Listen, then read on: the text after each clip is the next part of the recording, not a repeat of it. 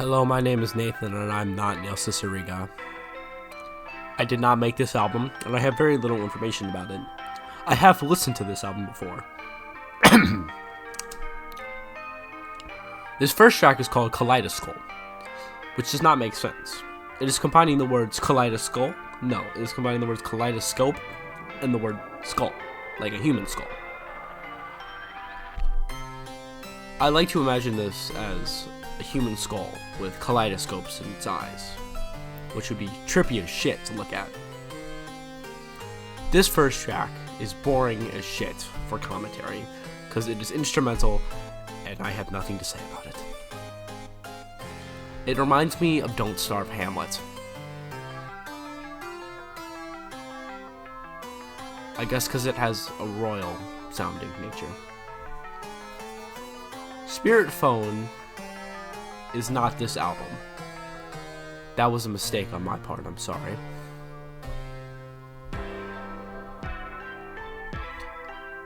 I wonder if Kanye West could rap over this. I feel like Drake could hop on this beat, possibly. He does. I've never listened to Drake.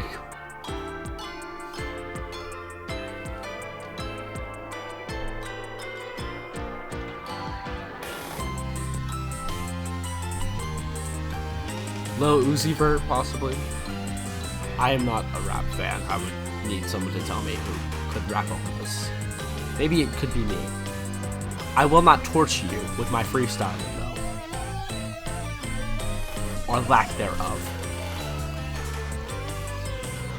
If you can't tell already, I'm waiting for this song to end, for the more interesting songs to come up for me to talk about.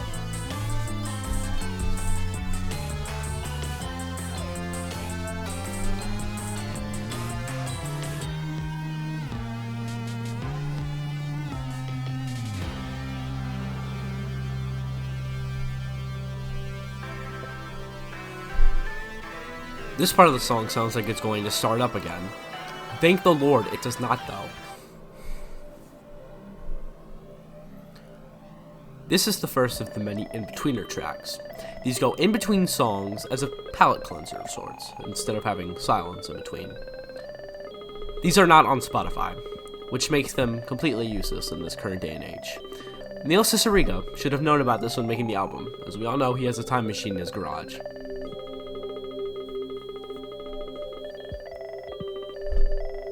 These don't have names, except they do have names.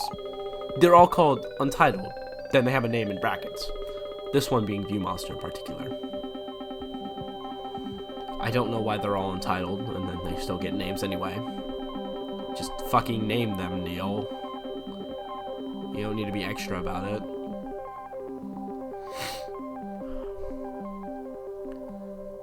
This is track number 2. 3, technically, because of the in-betweener, but nobody gives a shit. Amnesia Was Her Name. It's about a guy, well, from my understanding, it's about a guy who cannot remember shit.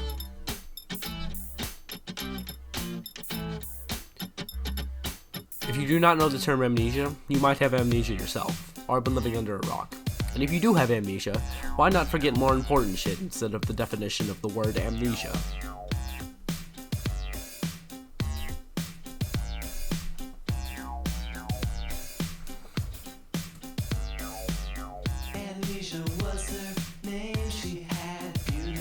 I don't know what kind of cruel-ass parent would name their kid Amnesia.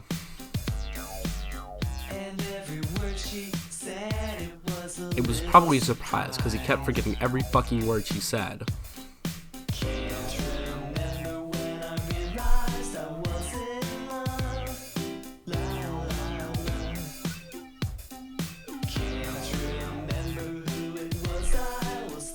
And that's the problem with this guy, he just forgets everything. I mean, it would suck to have a conversation with him, because you'd probably be trying to talk about your favorite fucking Drake album or something, Boy Lover or some shit, and he'd just keep forgetting what you were saying. And it's probably because his doctor is describing his shit like, with like, tomato loss. The fuck does that even mean? Probably fucking cheated their way through college with Chat GDP. Or fucking GPT. Yeah, GPT, that's what it's called. And he's eating long-term memory sauce. For the love of fuck, this dude needs to get his life together.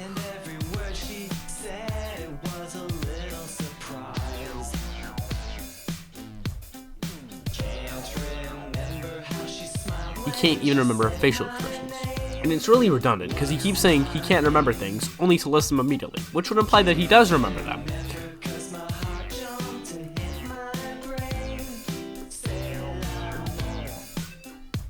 Neil drops his language of English to speak French, I assume. It sounds like French.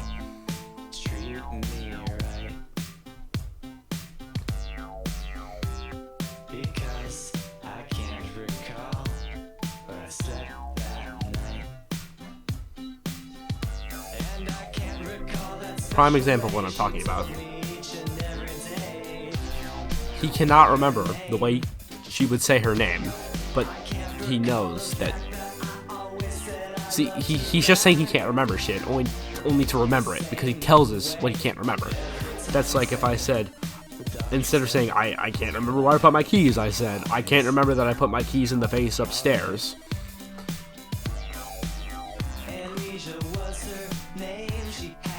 That's like if I kept forgetting like why I was in jail. I was like, instead of saying, I forget why I was in jail, you know, I said, I forgot that I was in jail for 3 months because I leaked government documents on Discord. Like, dude, you remember, you just said it.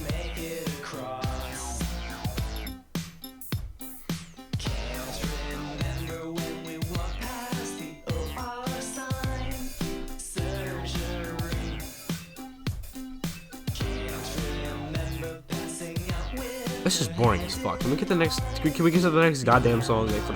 Like Jesus Christ.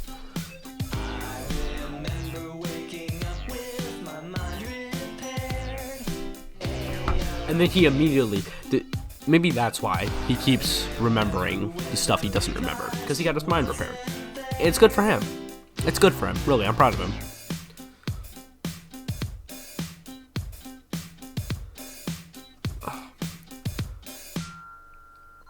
What the fuck is this one called? Hippocampus? It doesn't even sound good. What the fuck?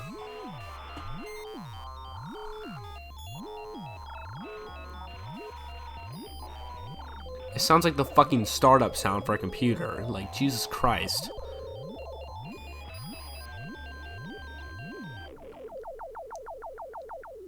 This next song is called The Man in Stripes and Glasses.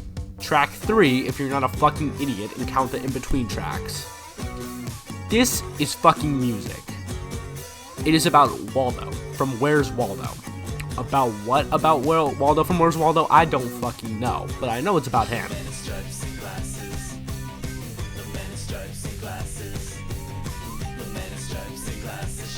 He gets fucking obliterated by a magnifying glass. Like he's a fucking ant. That's like some Final Destination shit. Like, I don't know. Like, and he gets put in a bookshelf.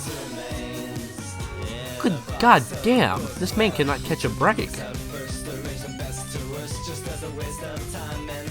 And then he fucking haunts these guys. I don't even get why. Like, they didn't do anything to him. It was a giant fucking magnifying glass that killed him. Like, leave these dudes alone. Like, they didn't do shit.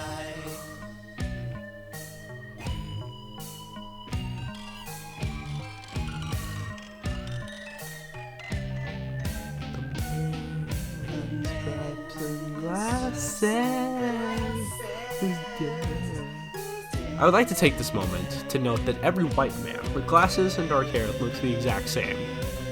Look up Arthur Hastings from We Happy Few and Neil Cicerega. Put them side by side and you'll see no difference. It's honestly kind of scary how similar they look.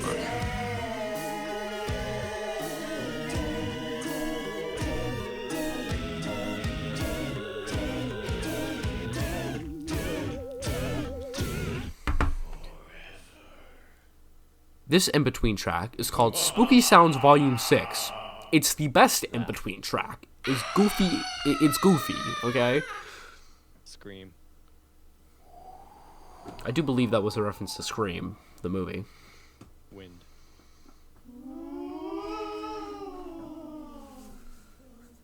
Ghosts.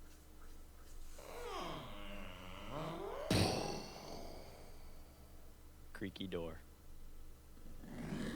I don't even know what to say, man. Like it's all in the goddamn song. Just listen to the song, dude. Like, come on. Ah, fuck. My elbow. Wolf. Yeah, I'm keeping that shit in. Witch. This is Market Land. It might be one of the worst songs of V-Monster. I didn't say Spirit Phone this time. I remember what album I'm listening to. That first line was a joke between my friend and his friends. Just the lines, Market Town, what a doozy. I think they would say in an Indian accent. My question is, why doesn't he just leave? Like, just leave the fucking Market Land. I like Neil, it's not that hard. Like, those things are huge, I get it, but like, you can find the fucking exit. He's just walking around trying to find like a bite to eat. Like, go to fucking McDonald's or something. You can probably get a better price there anyway. Like, fuck, you know, just think. For like 1 fucking second, just think.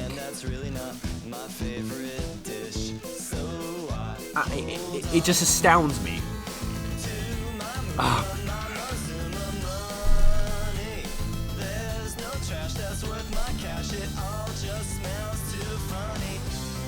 Why doesn't he just leave?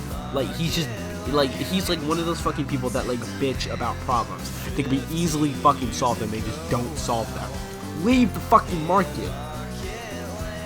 It pisses me off. I don't know what kind of like wind instrument he uses in the beginning of this part, but it sounds really good. Kind of reminds me of like the It's a Small World ride. Market Lane, either I'm going insane or there's an urchin hawking book reports. Oh, that's a new one. Some old guy with They're gonna kill him. Like, these people are clearly insane. Like, he needs to, like, it's not even like for his own like problems anymore. He needs to get out of there for his own safety. Like, it concerns me.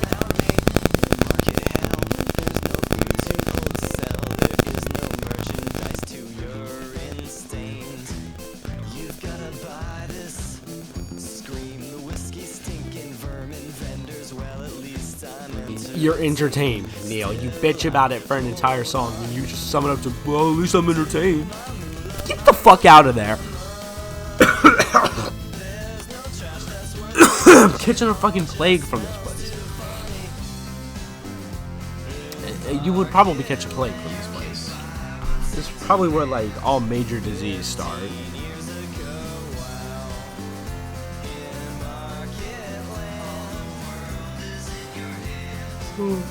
He's boring me. This fucking album's boring me to death.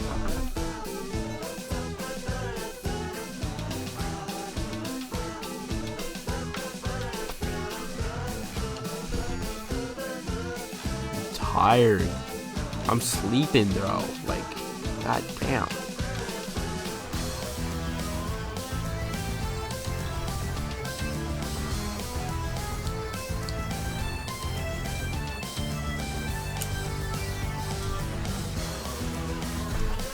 And the worst part is that you're gonna be bored in the fucking commentary.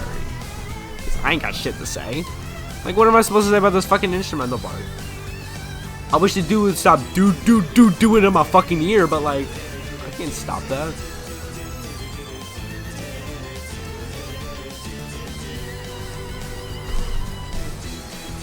What'd my grandfather think of me doing this?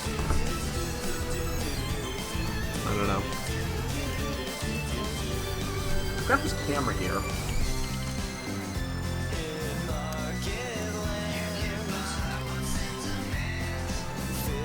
Internal memory on it is full. That's interesting. Can't take any pictures with it. I don't think it has any like film or anything like that.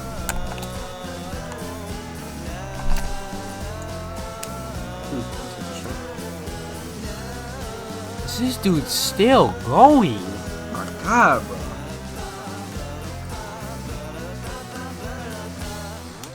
This next transition track is called X-Ray Glasses.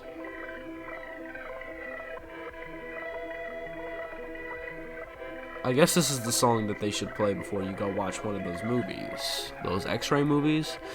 I remember watching one of those when I was really young. It was a Muppets movie. And he pissed. He pissed on the screen. And I remember they sprayed water on him because he was pissing on the audience. I'm dead serious. I really remember this. I mean, my memory could be wrong, but I'm dead serious. I remember it was like fucking like Fozzie Bear. He was fucking pissing on the audience, and your 3D glasses, it would come straight on your face, and then water would spray out in the theater. I swear I'm not making this shit up. This song is called Gadzooks. It's about weird people. I think I'm a pretty weird person for talking about Fozzie Bear pissing on me, but I went outside and this is what I said. I don't know, maybe these people are liberals. It's true, they could be liberals. I mean, who knows when this song takes place? It could take place during like the 1980s or something. I don't know when they're liberals. I'm Gen Z. I don't know shit. It could just be like them questioning liberals. I question liberals all the time. I don't understand them.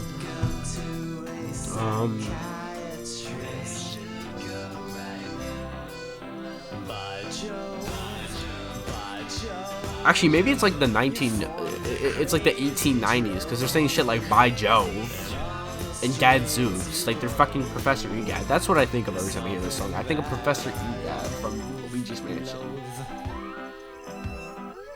Neil puts these parts in the songs, like specifically this one with this fucking violin, and they don't sound good. I don't know why he puts them in. You should take them out. Even though the song's already finished, you should take them out. Gore blimey? I don't think anyone has ever heard of that fucking word before, Neil. That harmonization was pretty dope, I won't lie though.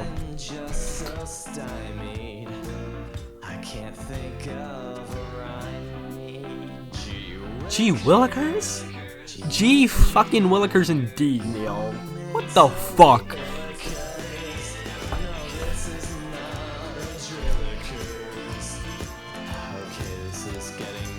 My guy. Odds Vodkins? I don't think it's even English. It's probably not. I spit on my mic. Fuck. Yeah, he literally just said he didn't know what that fucking means. Nobody knows what that means. Neil, write some better fucking lyrics. Jeez. This transition track is called Prelude to a Knife Fight. If you don't know what's about to come up after this, you're pretty fucking stupid. It's in the goddamn name. I just said it. Probably the shortest transition track, and here we go, Knife Fight.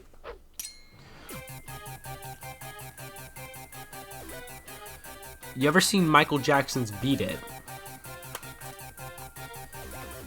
Yeah, me neither.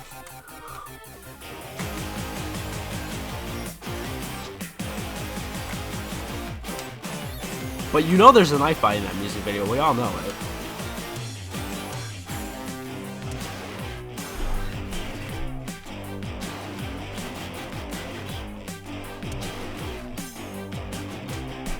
Just eat it, just eat it. No one wants to be defeated. Rock, paper, scissors. You're trying to stab each other, my guy, and you're talking about rock, paper, scissors? He got a guest spot for the song. I think the dude's name is Marty. He sounds like a fucking nerd, and I will bring it up again when he comes up. You'll see what I mean.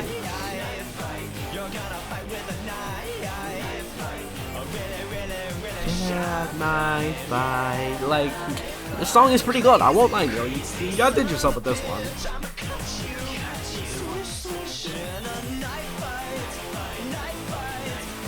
Alright, he's coming out. Listen, this dude sounds like a fucking nerd. A nerd. Damn.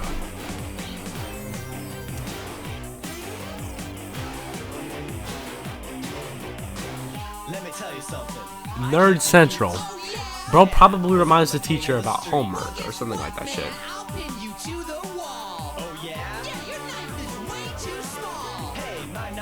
I think that was a joke about a penis.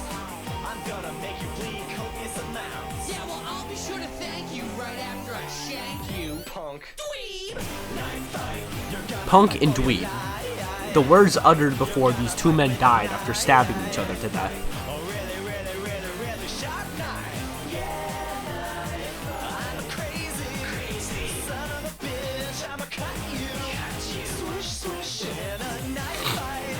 He's just saying he's gonna kill him.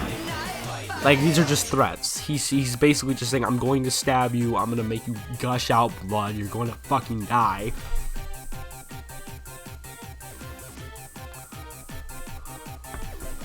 I'm gonna slice you up.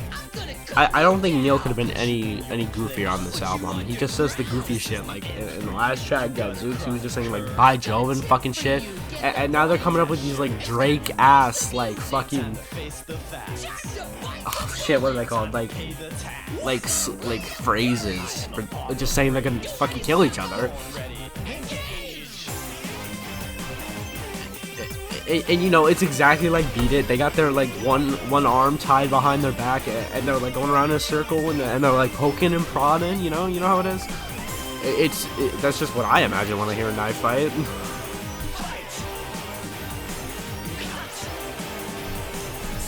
Now I got this camera here. It's not working. I actually haven't listened to this song fully, so I'm excited to hear what the rest of this is. What is it? Knives are dangerous. We could get hurt. See, when I'm talking about the fucking nerd emoji. I don't want to get hurt. Who does? Okay, I guess they're not gonna knife in, fight. in that case, I challenge you to a My God, what the fuck? Tickle fight, it's a tickle fight. Don't Tickle bring fight? your knife to a tickle fight. Just bring your fingers and bring a feather, and God, everyone bro. can sing together now. Oh. Tickle fight, la-di-da-dum-dum, tickle fight, tickle fight, tickle fight, whoop-a-doo, zigzag, tickle fight. Oh my God, bro. Oh my God. This shit can't be real, bro. Neil, what are you doing? Hey, that was fun. Where's my knife? Oh my God, this next track, another fucking transition track, is called Autofocus. Jesus Christ, sounds like we're focusing on something. Is it my house with a missile launcher or something? Jesus Christ, why is this so intense?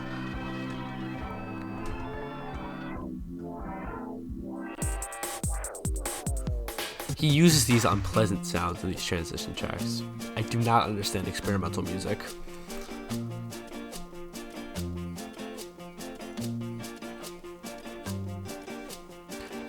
Oh yeah, this track is called The Only House That's Not on Fire. Yet. He's got like that instrument with the strings with it.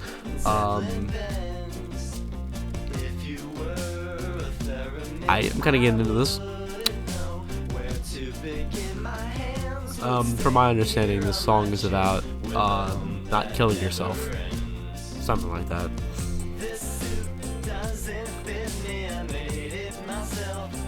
Can you make the suits counterfeitly? What does it even mean to be counterfeit? I don't know what it means. I don't know if you make suits counterfeitly. Can you?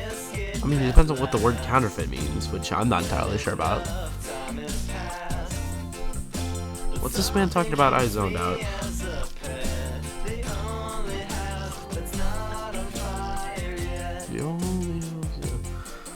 I made it when I was an architect. Yeah, that makes sense.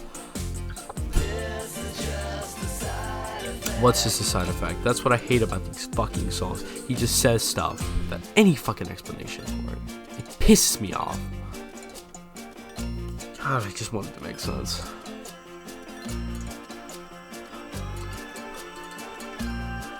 I'm so tired.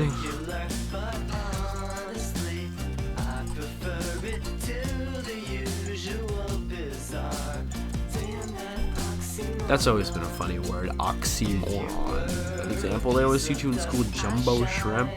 I only got that recently, you know, because it's like, it's jumbo, but it's shrimp. You would call someone a shrimp, but they're like small. Because shrimp in themselves are small, but if you're saying it's jumbo, that conflicts with the shrimp, thus making it an oxymoron.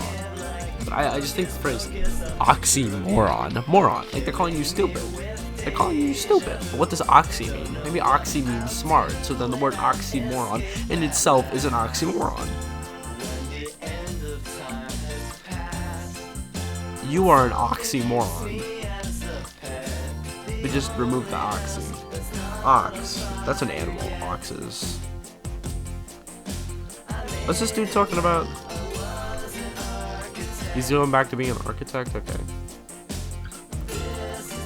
Again, what is the side effect? You're not explaining that. You're just saying this is the side effect. Like, what does that mean?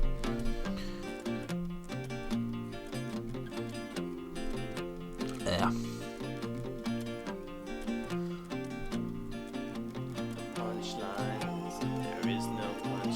Yep. I don't get how it's a joke then. That's cool.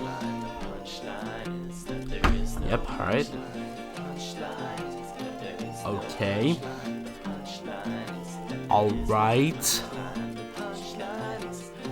Oh my god. We get it. It insists on itself. That's what comedians will do. They'll tell some stupid ass joke like the punchline there's no punchline, and then they'll just insist on it. They'll say over and over and over again, like it was funny the first time, but it's not funny. It was never funny. It doesn't, and nothing you do makes it any funnier. The only house. You think the only house that's not on fire is the Full House from the show Full House? Into love with the old switches. I really like this song. The song makes me want Cheez-Its. Love Cheez-Its. Probably the best cracker snack.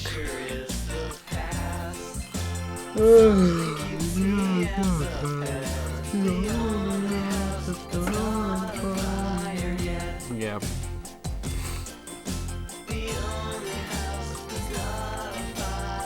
What about all the other houses? Because that house is bound to catch on fire. Because let's say they live in a neighborhood. Every other house is on fire. This house is going to catch on fire. That's a simple fact of life, you idiot.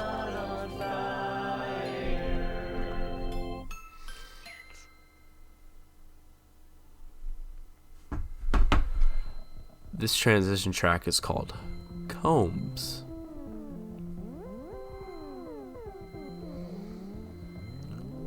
What is this? Combs. What the fuck? Combing your hair or some shit like that?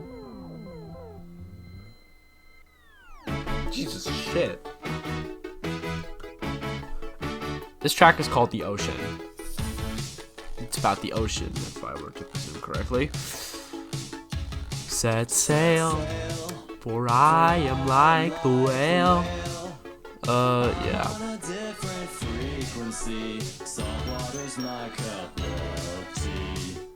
He drinks salt water. He's going to die. You realize that, right? Like, that's not good for your health. I don't care how much you love the ocean, you shouldn't drink salt water.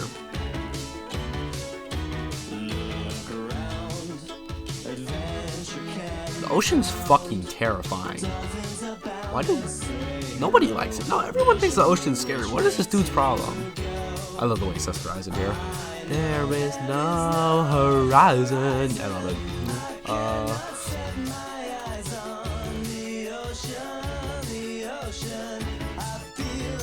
See, and you got like storms and shit. Like, that shit is dangerous. Like, get out of the fucking ocean. There's not even anything good there. Like, there's no loot. Like, you ain't a fucking pirate. Like, get out of there. Like, what the fuck, dude?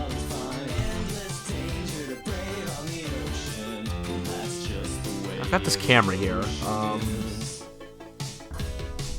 It doesn't work anymore. I think I broke it. That's fine. You probably don't want to show any fear. Okay, I don't know about any fucking monsters, but have you seen the shit that's in the bottom of the ocean? Have you seen this shit? It is terrifying, like horrifying. Like, they keep eldritch horrors down there. I wouldn't I wouldn't touch anything down there with the 1 million foot pole. I'm never going to the fucking ocean. Like, you got like sharks and stuff on the surface of the ocean, and then the bottom of the ocean you got like those scary ass crabs and shit.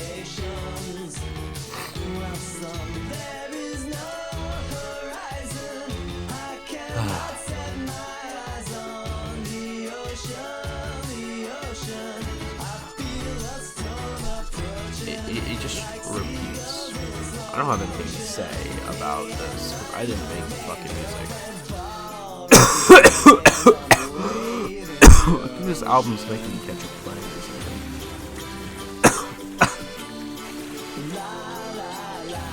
Like, I'm getting physically sick from listening to this album. I'm so tired.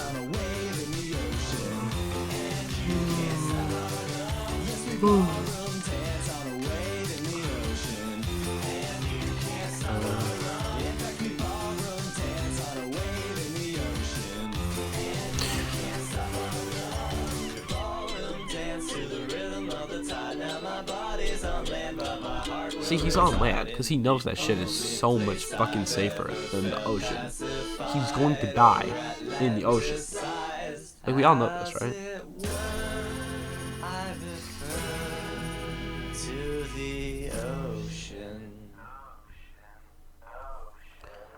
This next transition track is called Wet Hair, which I guess that's what your hair is going to be after the fucking ocean, after you narrowly escape getting cut in half by a fucking crab. That's kind of what this is like. You're like rising to the surface. And while that crab is snipping at you, snipping, and then it's the afternoon, which is that's the name of the track. This song does not make any sense.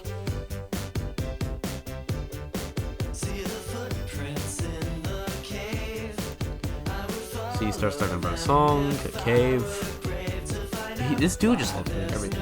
He wants to go in the ocean. He wants to get killed by a crab. He wants to go in a cave. He wants to get killed by a cave monster. Next thing you know, he's gonna be like, the next song's gonna be like, blah blah blah blah. I went to hell. I met Satan. Now he's in a house, just some random ass house. I broke the string off my camera.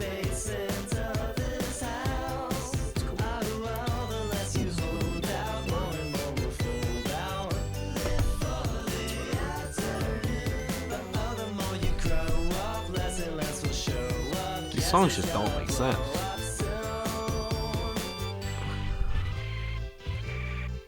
How does he come up with this stuff? That Neil, he's so crazy. There was this TV show where they made evil pop-up books that punched you in the nose. Well, they only talked about them in the intro. That TV show had Jake Paul. Oh, it was Jake? I think it was Logan. No, it was Jake Paul. Yeah. He made It's Every Day, bro. Right? With that Disney Channel phone. What even is the name of that song? Is it Every Day? Is it It's Every Day, bro? No idea.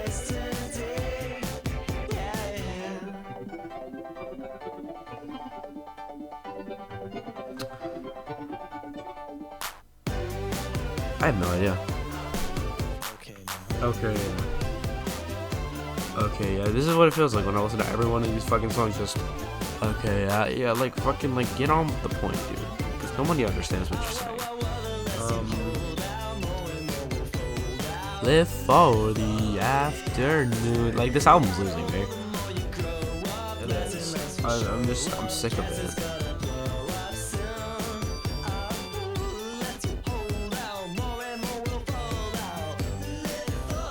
What is there to live for after that?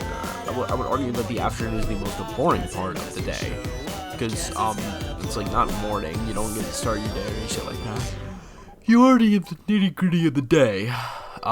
This song is called The After, or this transition track is called The After Afternoon. And, you're already in the nitty gritty of the day, but you don't have night to look forward to. Because night is all nice and chill. You like in your bed, you like stay up for a little bit, or you go to sleep. And, you know, you what the fuck is there in the afternoon?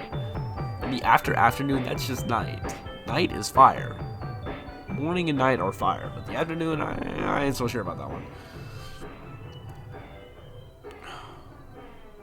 I mean, I'm recording this at 1 a.m., so. Alright. This track is called Spring Heeled Jack. It is about a Victorian monster who eats people, I think. I don't know. Alberti shoots by the springs on his boots like an inverted angel. I am not going to be afraid of no motherfucker called Spring Heeled Jack. He's got springs on his shoes. Like, who gives a shit? He's gonna look goofy as shit, like boing, boing. Like, fuck out of here, dude. Spring Heeled Jack? You couldn't have picked a cooler name? Jack, my guy? I mean, yeah, you got the spring heel going for you. That kind of sounds cool, but like, Jack? Come on. It's honestly gotta be one of the latest names. So I'm like, that is London. I hate British people. Last time there was a piece of media with that was in Britain, and it had a guy named Jack involved. All those people were like starving to death. So yeah, no, guys named Jack and I doubt that it's those clever London, Britain, they just don't mix. No. So what are they talking about? Like, they're trying to find out who Spring Heeled Jack is. Hysteria from Spring Heeled Jack? Just like take the springs off his shoes. Just like dogpile with like 30 people and like take the springs off. Fire? Spring Heeled Jack breathing fire? Ah, damn. Okay, fuck. Okay, I'm gonna have to rethink my strategy a bit. Okay, bring a fire extinguisher. Well, this is Victorian England, so. Bring water. There you go, water. Well, it might be one of those fires that's resistant to water. No, just try it. If it doesn't work, you might lose a couple people, but you know, it's fine. Spring-heeled Jack still there.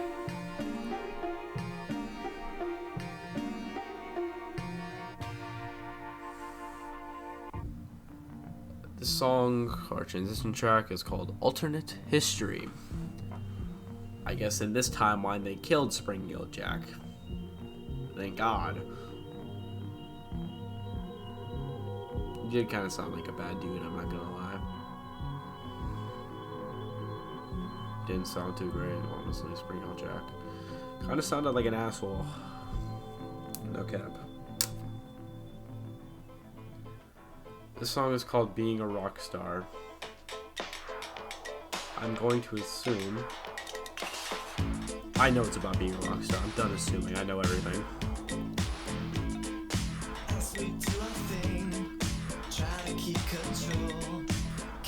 This song is about Beatles. So the Beatles are actually immortal beings. This is specifically about their time in 1686. When they founded the idea of rock and roll. And nobody cared about it at the time because they were too worried about the Black Plague. What was that happening, the Black Plague?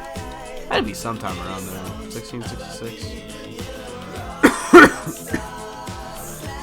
I think I was the Black Plague. When did the Black Plague happen? Oh, that was 13. Well, it came back in 1666. It was the Black Plague too, the really Black Plague. That sounds bad. It was bad. It was a plague to kill you.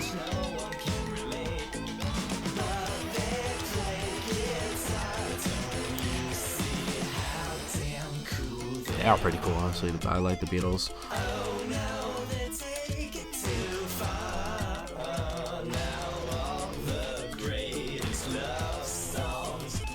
Oh. It's not good. It's not good at all. Heroin. I mean, it might be something I take every day, but like, it's not good for you. You know, you get addicted. You can't really.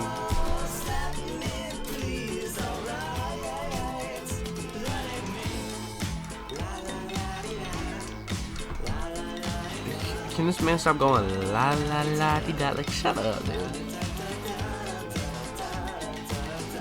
Addiction is no joke.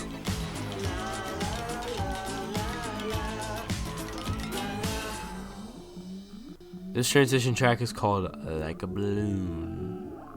You're floating upward. Floating upward. Yeah, blah, blah, blah, blah, blah, blah. I'm a fucking baby.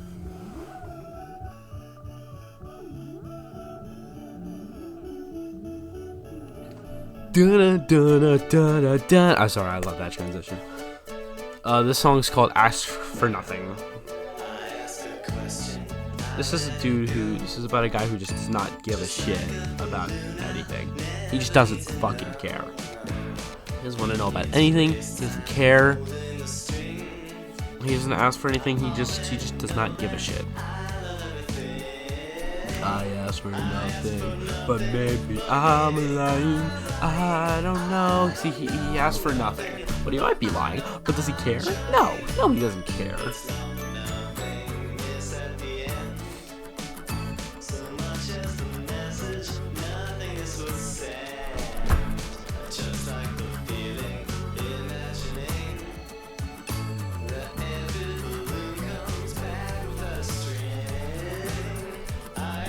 He just loves balloons. That's his thing. He loves balloons. He loves balloons, honestly. Just truly, he loves balloons. He just loves, oh my fucking god, this man loves balloons.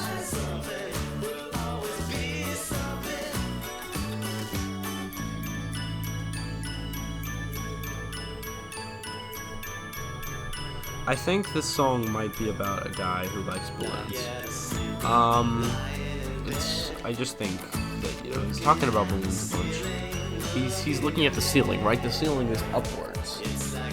And he just name dropped the ocean from earlier, which, we all know that balloons end up in the ocean after flying up to the sun and getting popped. So, yeah, it all connects. This is actually about a washed up animal balloon maker.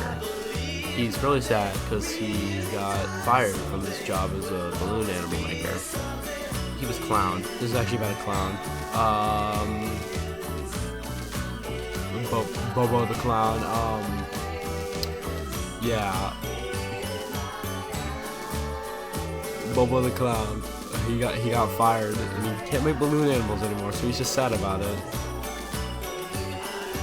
He's really sad now. I feel bad for Bobo the Clown, don't you?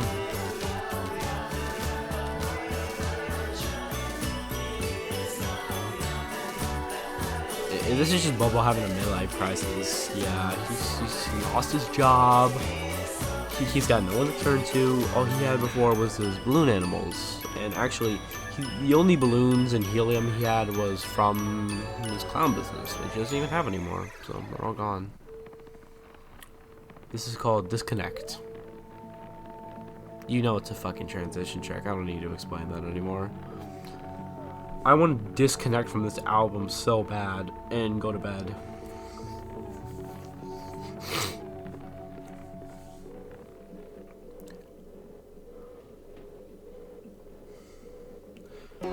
This song is called The Satirist Love Song.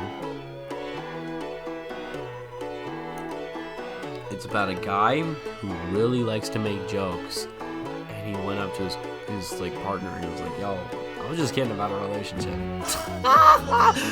This was the first YouTube prank video of all time.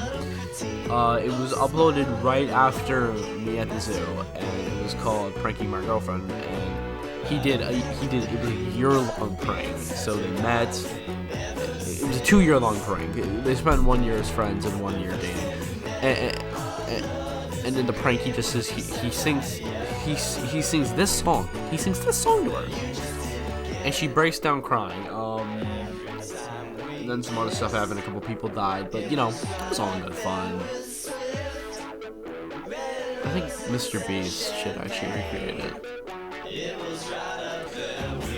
This is a musicalized version of what he said to her in the prank video. He just said it straight up in the prank video. Obviously, he didn't sing. There were no instruments or anything. Neil Cicerega actually wasn't alive because while it was uploaded right after me at the zoo, it was recorded in 1666 during the Black Plague with the Beatles. It was actually Paul McCartney. Because they used Neil Cicerega's time machine, which was in his garage. So, the Beatles, who were born in 1666, were able to bring back modern technology during the time of the Black Plague, and they recorded the first YouTube prank video.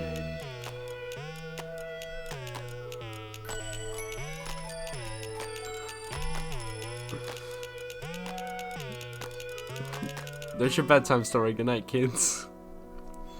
This transition track is called Therapy.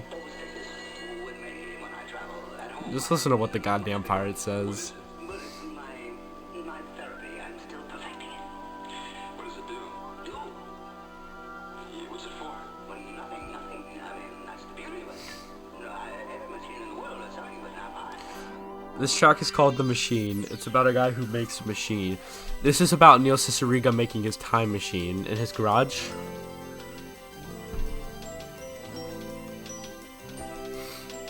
I'll explain the finer details as we get into the song.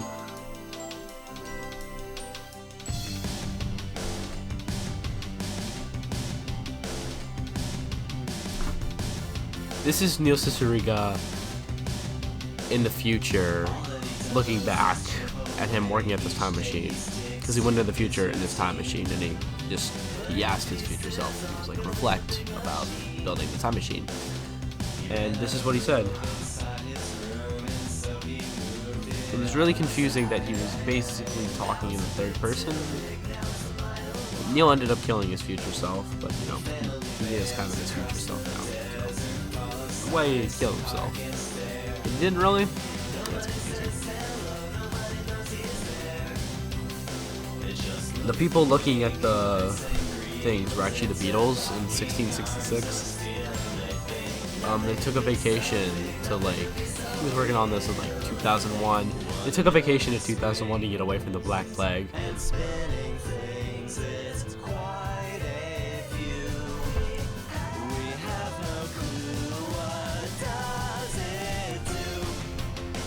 They didn't know yet, because obviously a time machine had not been invented.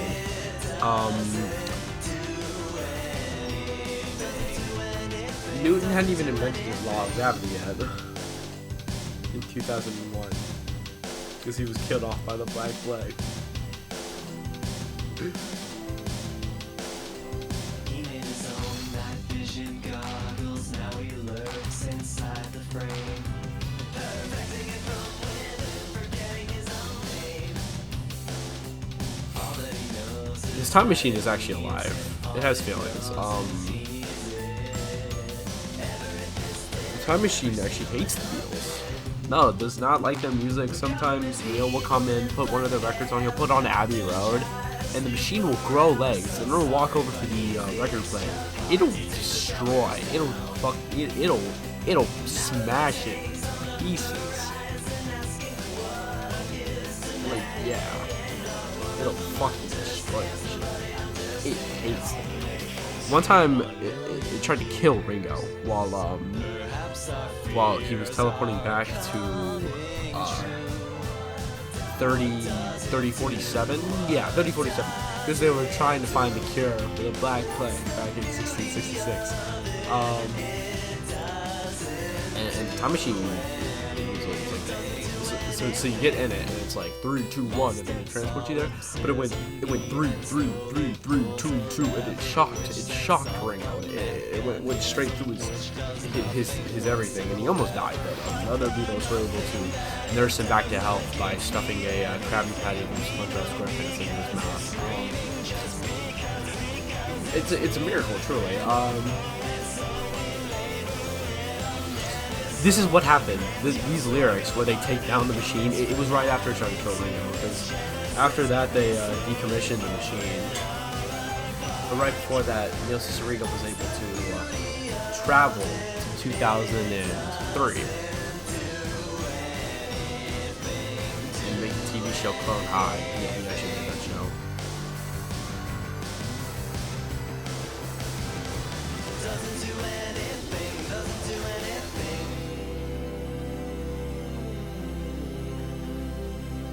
It did do something. It almost killed Ringo. Peace and love. Peace and love. This transition track is called Between the Frames.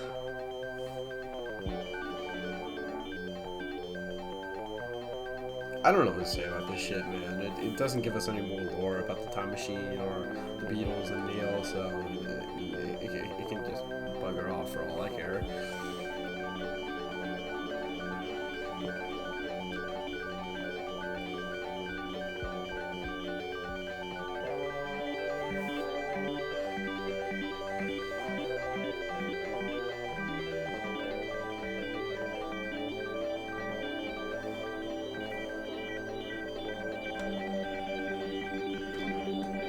This has got to be the longest transition track or some shit.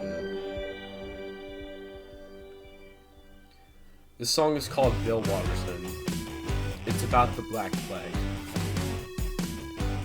Bill Watterson is the Black Plague. Well, Neil was using metaphors in this. Neil in the song is the Beatles. Because, in truth, the Time Machine had a reason for hating the Beatles. They wanted the Black Plague to continue. They told Neil, they tricked him the whole time. They were like, we're going back to 3047 to get more ingredients to stop the Black Plague in 1666. No, it was to help the Black Plague. They were spreading it. They were spreading the Black Plague. They had doctors back then. Oh, well, they did before Ringo killed them all.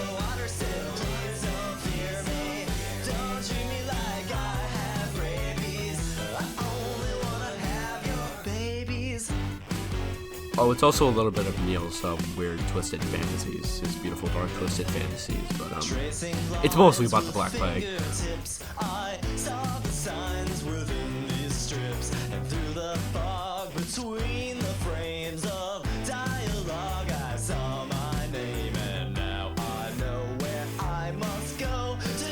Sorry, I heard a noise in my room.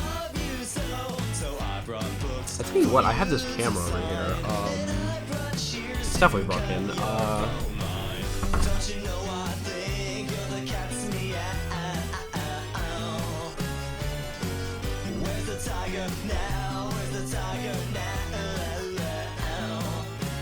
I don't know what to even say anymore. You can just listen to the lyrics. You can. I'm sure it's crystal clear in your head. You can imagine the band looking at the Black Plague or a personification of the Black Plague, and they're just singing. This is actually an old archive song that Neil found in the wreckage of the Time Machine crisis. George Harrison. Wait, is that his name? George and the Beatles. He accidentally left a prototype record for their song about the Black Plague, and Neil decided to re-release it, but make it about a cartoonist, so no one would be reminded of so no one in 2003 would be reminded of the tragedy of the Black Plague.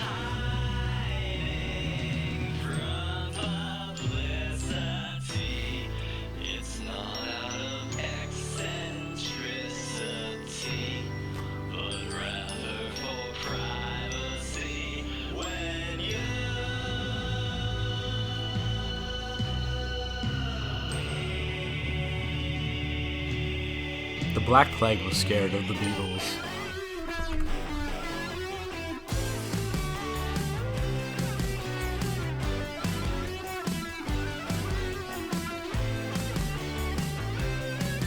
And when we meet, I'll be complete. I'll shake your hand and kiss your feet. I don't even need to say anything, because you can just tell everything. You can tell the exact symbolism that is going on here, because the message is so strong. Oh my god, Paul McCartney is a terrific writer.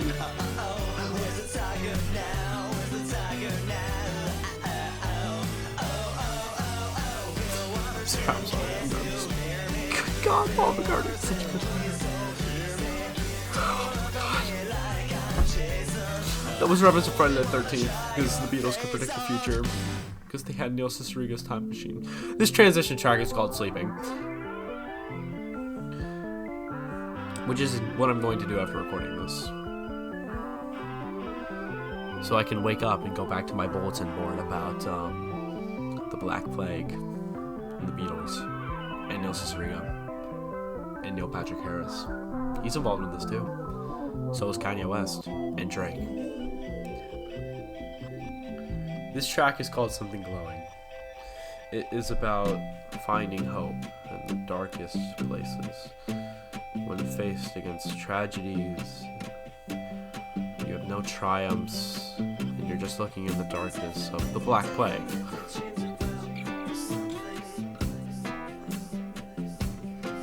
There's something there, always. And it can be found anywhere. But it's always out there, and you might even need other people for it, like the Beatles.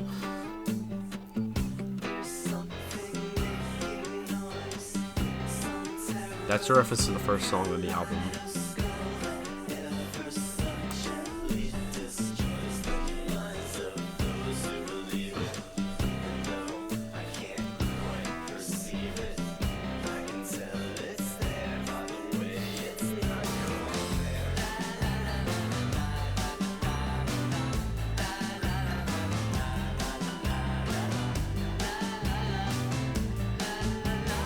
It's just so powerful, Paul McCartney. I'm still thinking about it. But no, Neil Ciceriga did write this song. He just needed to get his emotions out, and he needed to let people know that it was okay. The Black Plague was not going to last forever. He wrote this song for the people in 1666. They didn't understand it, but they thought Neil Ciceriga was a witch, actually. They almost burned him at the stake, but he got his time machine back.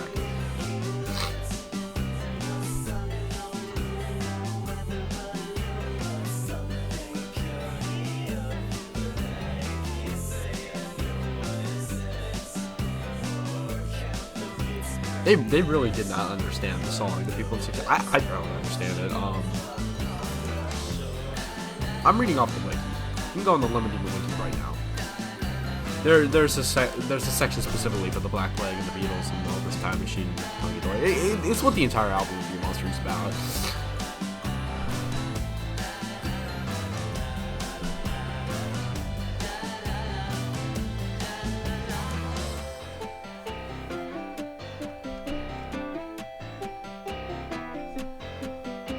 I mentioned this was called Something Glowing, right?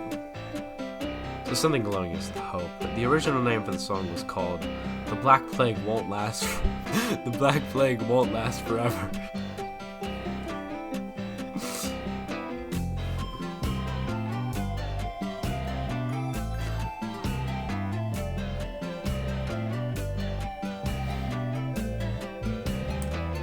It just inspires me on a personal level to know that we can make it through this. Make it through the Black Plague.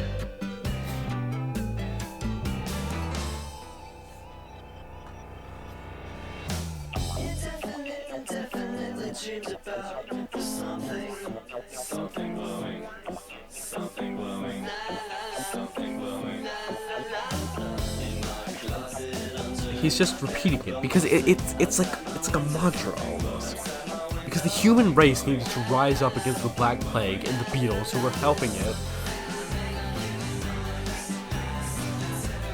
There's actually a film coming out about this soon, and they're using this song for the ending battle scene. Watch out for that.